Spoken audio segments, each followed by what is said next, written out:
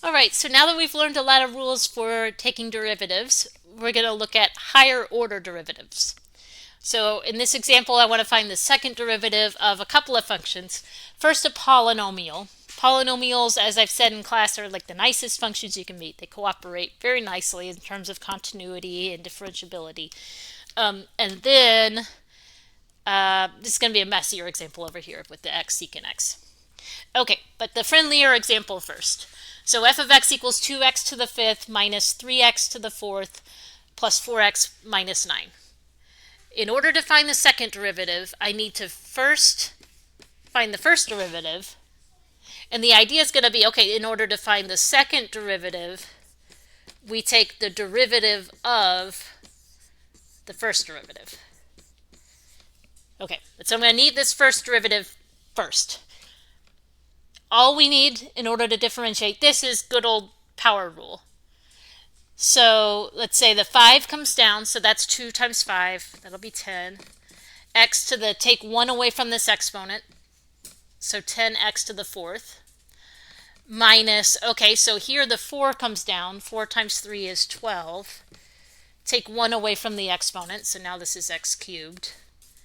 And then here we've got plus 4 times x. Well, the derivative of x is 1, and the derivative of a constant is 0. So the first derivative here, let me put off to the side, is equal to 10x to the fourth minus 12x squared, cubed, sorry, plus 4. Okay. Now, to find the second derivative, we just need to differentiate again. So take the derivative of our first derivative here. So that's going to be, power rule again, the 4 comes down, 4 times 10, that's 40. X to the, take 1 away from the exponent, so now this is x cubed, minus, the 3 comes down here, so 3 times 12, 36. X to the, take 1 away from the exponent here, so that's x squared. And then the derivative of the constant, again, is 0. So here's your second derivative for that polynomial function. Notice that when we took the first derivative, it dropped down a power. So we started with a 5th degree polynomial. With the first derivative, it's now 4th degree. And then when you take the derivative again, now it's the 3rd degree polynomial. If we wanted to find, well, and just for the fun of it, the third derivative would be, okay, so the 3 comes down here, 3 times 40, that's 120 x squared, take 1 away. 2 comes down here, so that'll be 72 x to the first. And then, just while I'm at it, I'll show you one more thing. When you get to 4th derivative, the convention is we usually switch to numerals instead of just keep writing those dashes to show the order of the derivative. So this is 4th order. This is the 4th derivative. The 2 would come down, so that'd be 240 x to the first minus 72. Okay, but mostly I just wanted to show you that change in notation. All right, so I went beyond the scope of what I originally said there, but just to give you a general idea about these higher order derivatives. It's just you differentiate another time to get the next order derivative. Okay, so now this y equals x secant x. That one's going to involve the product rule, and that's where it's going to get a little bit messy. So let me even write this over here. So example B was going to be y equals x times secant x.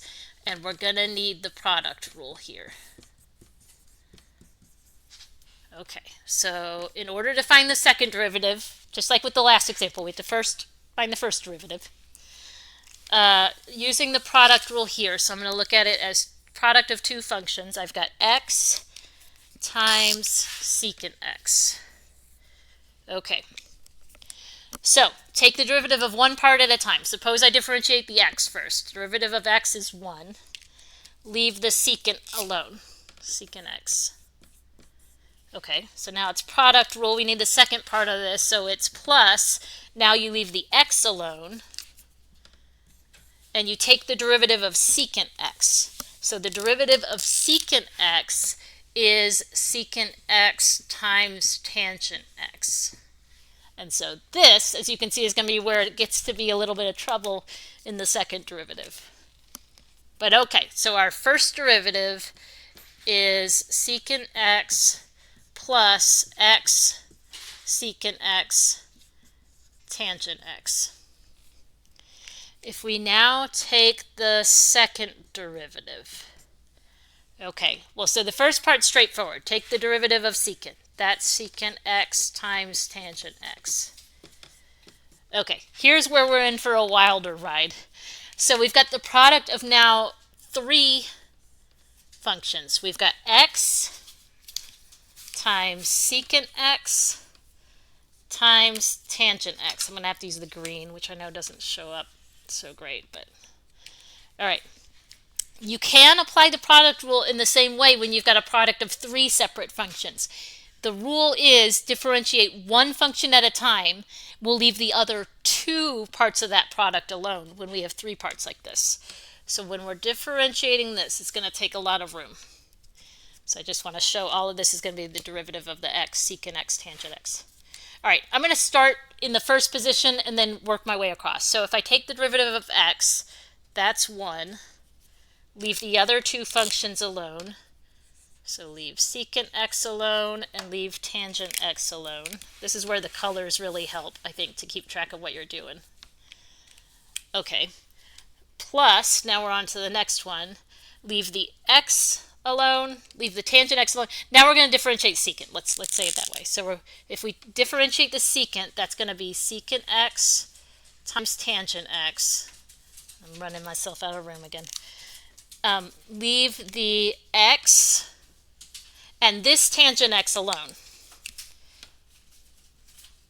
So what happened here is we differentiated secant and we left the x tangent x alone. Derivative of secant times x tangent x. Now we've got one more piece to this. Unfortunately, I'm going to write it underneath. I know that's not ideal. We need to differentiate tangent. So we're going to leave x secant x alone.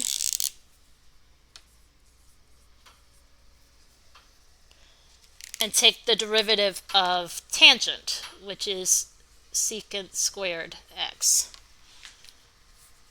Okay, so just to reiterate what happened here. We differentiated the x, left the other two parts alone.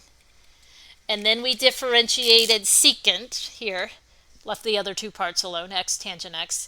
And then we differentiated tangent, that's this here, left the x secant x alone. That's what you can do with when you have products of more than two terms. It's just you keep going with the product rule. Okay, now what can we combine? So I see secant x tangent x plus secant x tangent x, because this is just times 1. So we could combine these, this and this, and that's equal to 2, because this is 1 secant x tangent x plus 1 secant x tangent x. So that's equal to 2 secant x tangent x. Okay, nothing else can be combined, so now we just got to multiply a bit. With all of this, we should multiply the tangent times tangent. So this is going to be x secant x, tangent times tangent, so that's tangent squared. Okay, so that's this piece, and now plus x secant x times secant squared x, so that's secant cubed x. And all of that is our second derivative. I told you that one was going to be a wilder ride, and it was. Let me block the glare for a second so you can see that derivative.